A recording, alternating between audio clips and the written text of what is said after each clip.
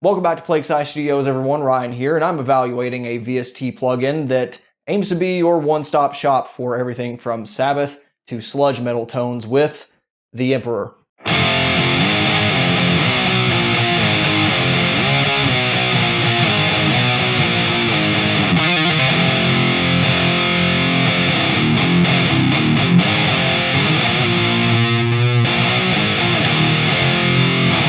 Today's hopefully quick review, at least quick by my standards, is probably going to flow a lot like the Hellbeast plugin review, which is yet another product released by Audio Assault. That had a questionably advertised beta release that I looked at, and it had some issues in terms of polish and some features that I thought were must-haves that were left out, but they quickly updated it, and now it's a product that, despite a couple flaws with the UI and some implementation with searching for impulse responses and things that you don't really miss until it's not there with more expensive releases, it's a product that I have a really easy time to recommend because of its price, because of its sound, and it has quite a few features for the money you're paying for it. This kind of lies in the same boat as the beta release of Hellbeast, except this is out. This is a full-fledged product, and it was out before Hellbeast was for quite some time. So some of the issues this has, I'm not going to be quite so lenient on.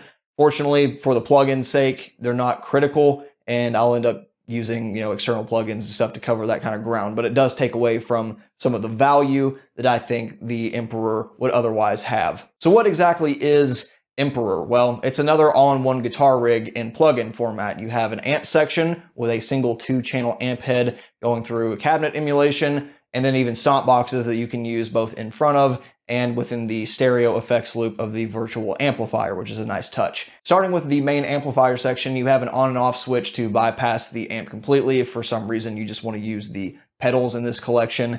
Then you have the channel select switches, which is problem number 1 for me. I don't know about you, but I can't really tell which one is activated just by looking at it. There's a slight color change by maybe 0.5% and a very faint glow to the button that's actually clicked in, but you're going to be probably dialing in controls on a channel that you're not even selected on, and the range between the channels, they kind of overlap a bit, where the higher gain setting on channel 1 sounds a lot like channel 2 on the lower gain setting.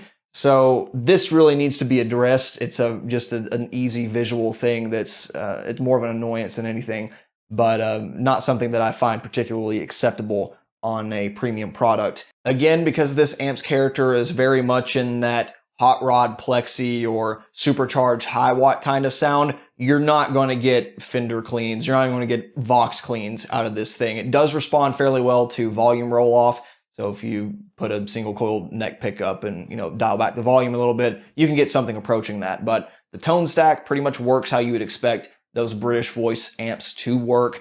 The bass isn't all that touchy. Mids kind of controls more or less your overall volume, and treble can take it from no bite at all to extremely crunchy with very little movement. It's a similar thing on both tone stacks, so I find channel 2 to be a bit more forgiving. Of course, by the time you crank up the gain, the tone stack doesn't do quite as much anyway, so that's probably why. Between the two channels, though, you have the ingredients for everything from classic British Invasion tones all the way up to contemporary metal that uses overdriven orange or Marshall or British sounds in general.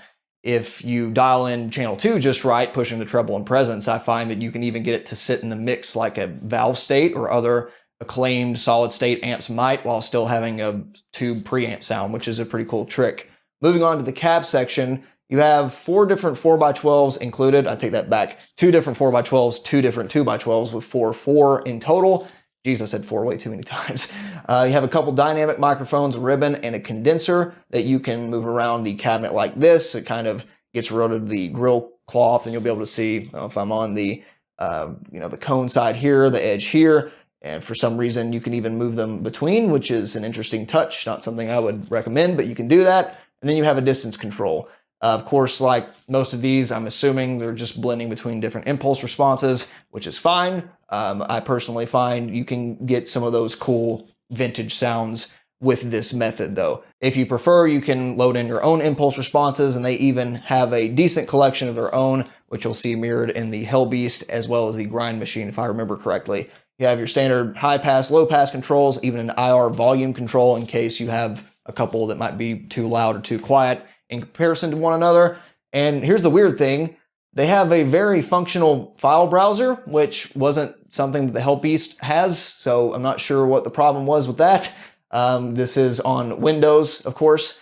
I'm not sure how this would work on Mac OS, but at least with Hellbeast, it wouldn't let you look at anything except for the operating system drive, and I tend to keep my IRs on a separate storage device, so works here. Finally, we have the stomp box section, which includes your standards like a tube screamer and delay, reverb, chorus, but there's also a couple interesting ones as well, like a doubler, which sounds really nice in the pre-section. It does bring out that double track quality. Not my absolute favorite double track plugin or especially hardware that I've ever heard, but it's very commendable for something in this price range.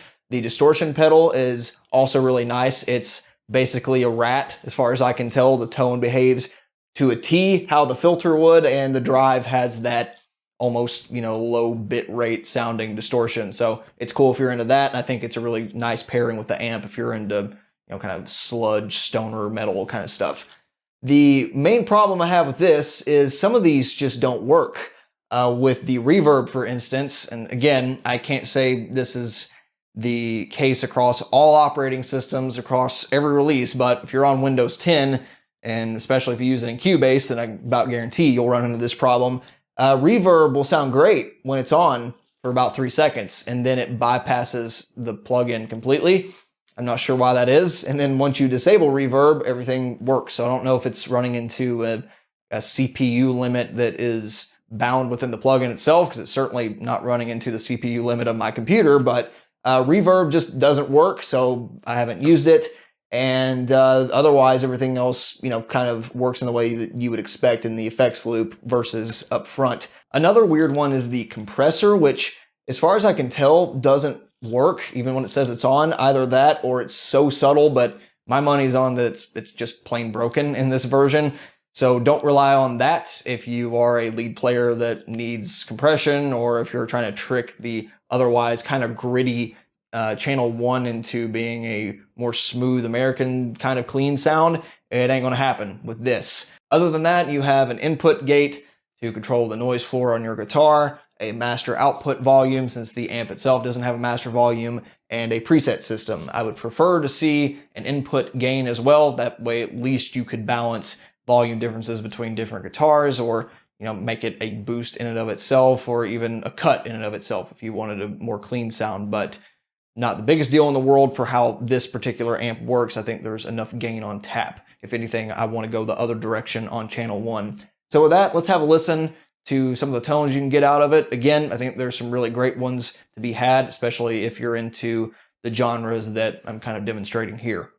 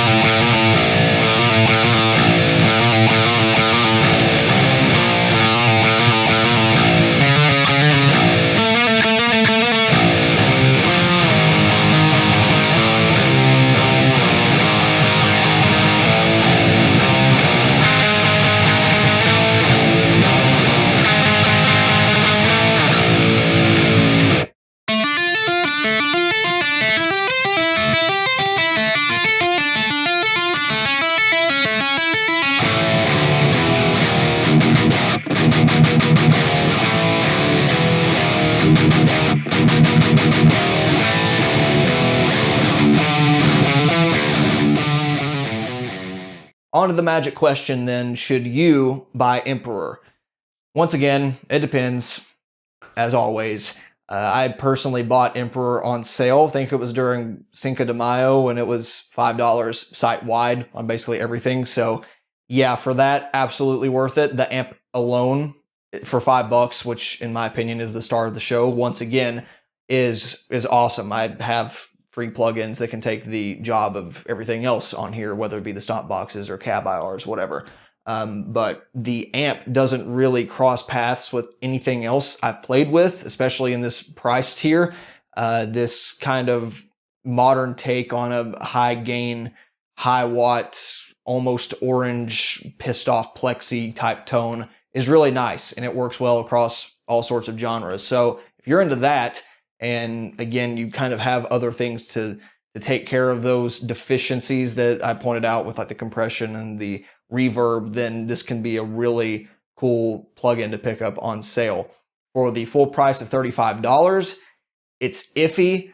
I personally think the Hellbeast is the far superior metal amp. If you have an extended range guitar, everything that's in that plugin will work better for you. It's just that easy. Throw on the Tube Screamer on very, slight drive and volume boost settings, use the girth and grind controls and the post EQ, and you've got a really great ERG platform. For everything else though, if you like more traditional 6-string tones, this might be your ticket. In general, this plugin kind of lies in this strange tonal gray area where I feel if you're attempting to get these sounds anyway, you probably already have something that does that for you. Now, if you're trying to get a plugin specifically to play through headphones or track down some ideas, then absolutely this could be your ticket. But, if you're a Sabbath fanatic or really into Sleep or Electric Wizard or even Mastodon or High on Fire or any of the other sounds that I'd try to demonstrate here, then you're probably one of those guys that already has an orange half stack or maybe even a green amp or a high watt or at the very least a dual super lead that can get those sounds, and you want to play loud, and this whole VST emulation, no matter how great it sounds, probably isn't going to be your daily driver. That's just my experience with it. I think the more progressive genres, especially when you get into 7 and 8 string guitars, are quicker to embrace digital emulation because of the convenience factor and because it kind of fits the bill, kind of fits the mood of the material. Whereas if I want to play something more traditional like this, then yeah, I do want to plug straight into the front of a 100-watt head and just crank the shit out of it. So it's a weird one. I can see plenty of people being into it, but I can also see that potentially part of the market this is going after are just going to scoff that it's digital to begin with. So yeah, personally, I would wait for it to be on sale just because of the couple nitpicks I have with the amp functionality and a couple of the effects that don't work. I don't think that's excusable for a full release, no matter what platform you're on. And I did send them feedback and I gave them a couple months and nothing changed. So there's that, keep that in mind, but great foundation once again, and the amp itself is really cool. That's about it. Any other questions, comments, as always, please leave them down below, and we will see you next time. Thanks for watching. Bye.